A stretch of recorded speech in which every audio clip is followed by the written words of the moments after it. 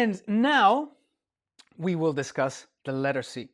Because remember, I said that the letter C changes pronunciation depending on which vowel follows it. So let's take a look at the first example. Here we have C followed by A, and this has a K sound, always.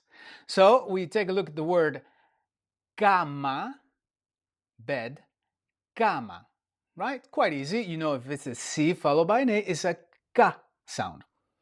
If we have the C followed by the vowel E, or in the Spanish, E, then we have se.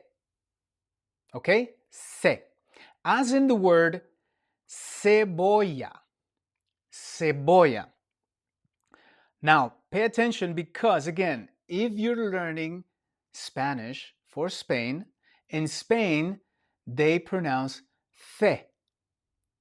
Kind of similar to the Z, cebolla. So they would say cebolla. Latin America, we say cebolla. All right, so it's the same word, just with a slight difference in pronunciation. Now, but this is the main thing though, that we see how if you have CA is Ka, CE is Se.